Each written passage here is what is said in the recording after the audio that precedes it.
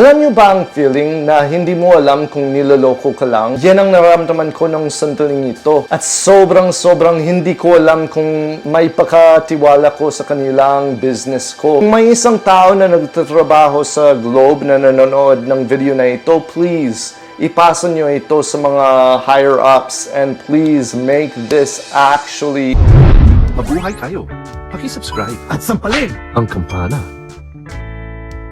So, mabuhay! Ako ang inyong kikampi na si Puting Pinoy. Appear tayo! Napakatagal na wala akong WiFi. At ito ang kwento kung bakit. So, nalaman ko nung August na lilipat ako. Kaya bago ako lumipat, pumunta ako sa Globe. Sumama sa akin ang kaibigan ko. At nang pumunta sa Globe, sabi nila, kailangan ng konting bayad, 4 or 5, dahil dayuhan ako. At kung aalis ako, basta yan yung walang contract. So, yun ang pinili ko. So, nag-fill out ako ng form sa kanilang computer. Sa oras na yun, wala akong passport kasi ang passport ko ay hawak ng Bureau ng Immigration. Tinanong ko kung magiging problema ito. Sabi nila okay lang, sapat ang 2 official government IDs. Kaya ang ibinigay ko sa kanila ay aking alien card.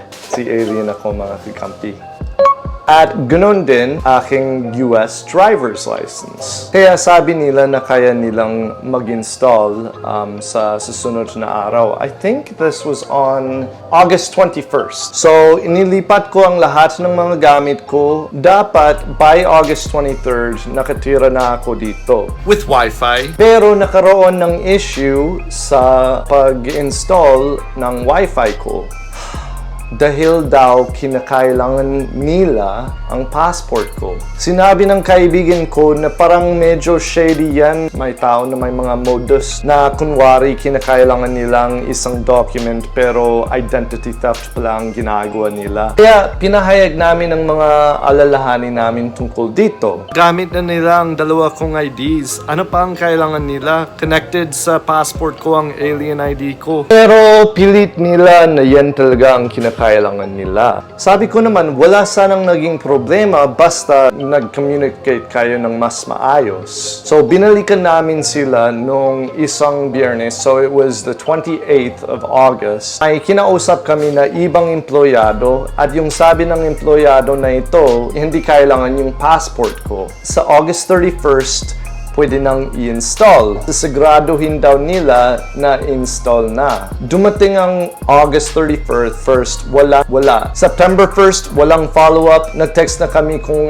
hey, ano ba ang problema po sa store? At doon sa store, sabi nila kinakailangan nga ang passport ko. So, naipaliwanag namin ng alalahanin namin kasi nakikatakot ito. Baka may sideline ang isa sa mga empleyado dito. You know? Oh, at personal email ang ginagamit ng employee sa pagkicommunicate na kinakailangan yung passport. So, yan. Kaya mas lalo nakaroon ng hinala. Anyhow, kinausap ko siya. Tapos sabi ko, pwede bang kausapin ko yung manager nyo kasi 2 linggo na ito. Hindi ako nakapagtrabaho, hindi ako nakapag-stream sa Puting Pinoy Plays, gaming channel ko.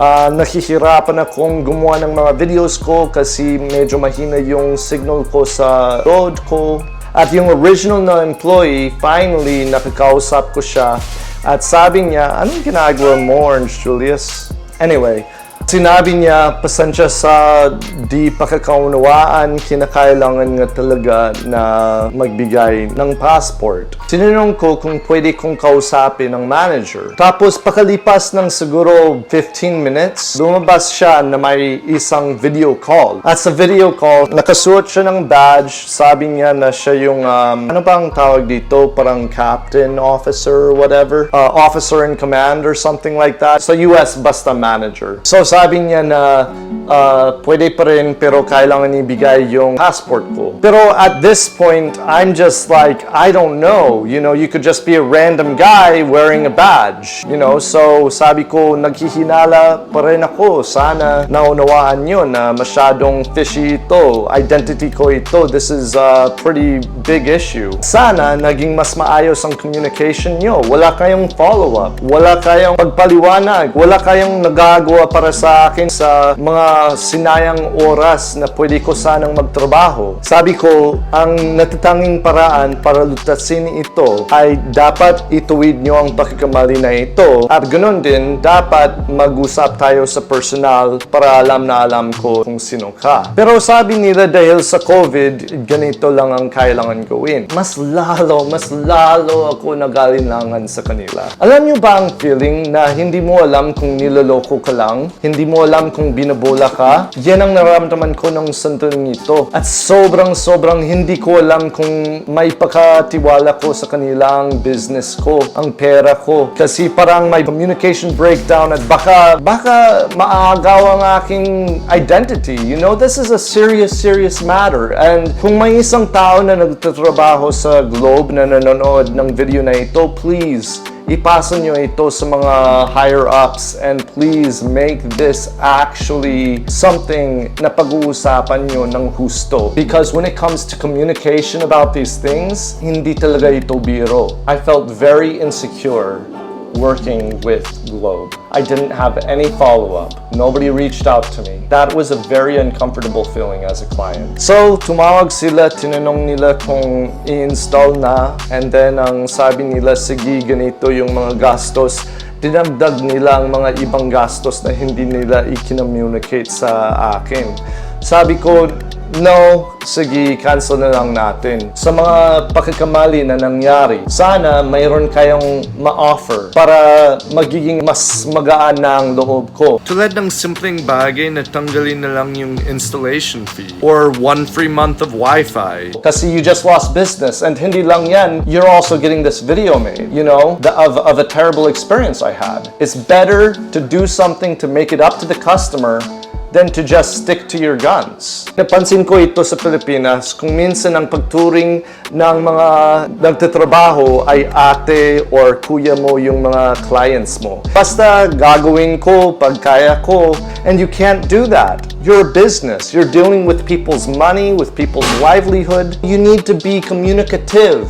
Pumunta ako sa PLDT at nakausap ko sila. Sabi nila magiging 2 weeks yung wait time para sa pagkabit ng internet. Sabi nila isa lang ang official document na kinakailangan nila. So sabi ko, okay, game. Bakit ko pinili PLDT instead of Globe? Is because naging matapat sila. Sinabi nila agad that it's going to take time para ma-install yung internet. Sige mga kikampi, baka makarelate kayo sa mga bagay na ito. So, iwan nyo ang comments sa comment section below, yung mga frustrations nyo tungkol sa mga internet providers nyo. Ikwento nyo kung anong mga naging karanasan nyo because kinakailangan na iparinig natin sa kanila para pagbutihin nila ang pamamaraan nila.